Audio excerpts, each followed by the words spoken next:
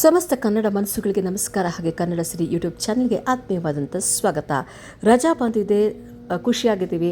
ಈ ಟೈಮಲ್ಲಿ ಯಾವ್ದಾದ್ರು ಒಂದು ಒಳ್ಳೆ ಸಿನಿಮಾ ನೋಡಬೇಕು ಅಂತ ನಿಮಗೇನಾದರೂ ಅನಿಸಿದ್ರೆ ಅದನ್ನು ನೋಡಬೇಕು ಅಂದರೆ ಲವ್ ಮಾಕ್ಟೇಲ್ 3 ನೋಡಿ, ಚೆನ್ನಾಗಿದೆ. ಕುಟುಂಬ ಸಮೇತವಾಗಿ ನೋಡ್ಬೋದಂಥ ಸಿನಿಮಾ. ಯಾವುದೇ ಮುಜುಗರ ಇಲ್ಲ, ಹಾಗೆಯೇ ಯಾವುದೇ ರೀತಿಯ ಹಿಂಸೆ ಅಥವಾ ಬೇಡದ ದೃಶ್ಯಗಳು, ಆ ರೀತಿಯಾದಂಥ ಯಾವುದೇ ಸನ್ನಿವೇಶಗಳನ್ನು ನೀವು ಚಿತ್ರದಲ್ಲಿ ನೋಡಲ್ಲ. ಬದಲಾಗಿ ಹೇಗೆ ಬದ್ಧತೆಯನ್ನು ಹೊಂದಬೇಕು ಅನ್ನೋದನ್ನು ಒಂದು ಚಿಕ್ಕದಾಗಿ ಪಾಠ ಹೇಳ್ಕೊಡುವಂಥ ಸಿನಿಮಾ ಲವ್ ಮಾಕ್ಟೇಲ್ 3. 1 ತುಂಬ ಚೆನ್ನಾಗಿತ್ತು, ಹಾಗೆ 2 ಕೂಡ ಚೆನ್ನಾಗಿತ್ತು. 2ರ ಕೊನೆಯಲ್ಲಿ ಆದಿ ಮಗುವನ್ನು ಅಡಾಪ್ಟ್ ಮಾಡ್ಕೊಳ್ತಾನೆ. ಈ ಸಿನಿಮಾದಲ್ಲಿ ಕಂಪ್ಲೀಟಾಗಿ ನೀವು ಆದಿಯ ಜರ್ನಿಯನ್ನೇ ನೋಡ್ತಾ ಇದ್ದೀರಾ. 3 ಪಾರ್ಟಲ್ಲೂ ಇಲ್ಲೂ ಕೂಡ ಅದು ಕಂಟಿನ್ಯೂ ಆಗ್ತಾ ಇದೆ. ಸೊ ಆದಿ ಆ ಮಗುವನ್ನು ಹೇಗೆ ಬೆಳೆಸ್ತಾನೆ, ಅದಾದ ನಂತರ ಮುಂದೆ ಬರುವಂಥ ಒಂದು ತೊಂದರೆಗಳೇನು, ಅದನ್ನು ಹೇಗೆ ಸರಿಪಡಿಸ್ಕೊಳ್ತಾನೆ ಅನ್ನೋದು ಈ ಚಿತ್ರದ ಒಂದು ಚಿಕ್ಕ ಮಾಹಿತಿ.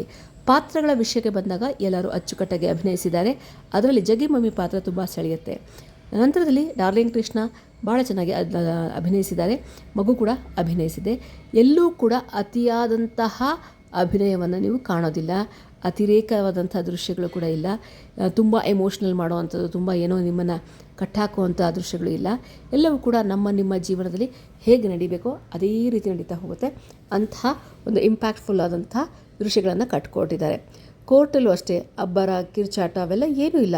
ನಾರ್ಮಲಾಗಿ ಕೋರ್ಟ್ ಹೇಗೆ ನಡೆಯುತ್ತೋ ಅದೇ ರೀತಿ ಕೋರ್ಟ್ ಸೀನ್ಗಳನ್ನ ತೋರಿಸಿದ್ದಾರೆ.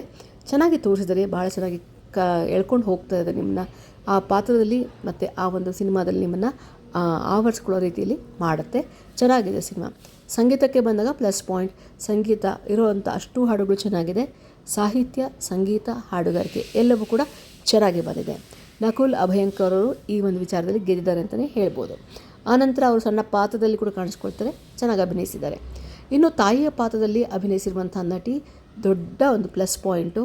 ಎಷ್ಟು ಎಮೋಷನ್ ಬೇಕೋ, ಎಷ್ಟು ತೀವ್ರತೆ ಬೇಕೋ ಅದನ್ನು ಅಚ್ಚುಕಟ್ಟಾಗಿ ಕೊಟ್ಟಿದ್ದಾರೆ. ಬಹಳ ಚೆನ್ನಾಗಿ ನಿಮ್ಮನ್ನು ಹಿಡಿದಿಟ್ಕೊಳ್ಳುತ್ತೆ ಆ ಪಾತ್ರ. ಅಭಿನಯ ತುಂಬ ಚೆನ್ನಾಗಿ ಇದೆ ಆ ಪಾತ್ರದ್ದು. ಇಷ್ಟನ್ನು ಹೇಳ್ತಾ ಇದ್ದೀನಿ ಚಿತ್ರದ ಬಗ್ಗೆ. ಹಾಗೆಯೇ ಮೈನಸ್ ಪಾಯಿಂಟ್ಗಳಿರುವಾಗ ಚಿಕ್ಕ ಪುಟ್ಟ ಮೈನಸ್ ಪಾಯಿಂಟ್ಗಳಂದರೆ ಏನಂದರೆ ಸ್ಟೋರಿ ಸ್ವಲ್ಪ ಎಳೆದಂಗೆ ಅನಿಸುತ್ತೆ, ಅಷ್ಟು ಬಿಟ್ಟರೆ ಬೇರೆ ಏನೂ ಇಲ್ಲ.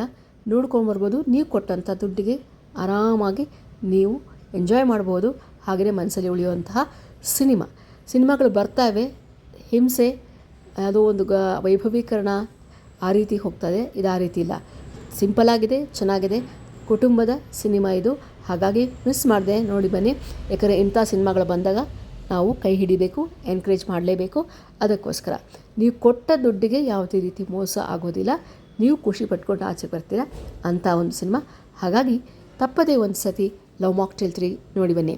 ಅಕಸ್ಮಾತ್ ನಾವು ನೋಡಿಬಿಟ್ಟಿದ್ದೀವಿ ಈಗಾಗಲೇ ಅಂದರೆ ನಿಮ್ಮ ಅನಿಸಿಕೆಯನ್ನು ತಿಳಿಸಿ ಕಮೆಂಟ್ ಬಾಕ್ಸಲ್ಲಿ ಅಂತ ಹೇಳ್ತಾ ಮತ್ತೆ ಸಿಗೋಣ. ನಮಸ್ಕಾರ.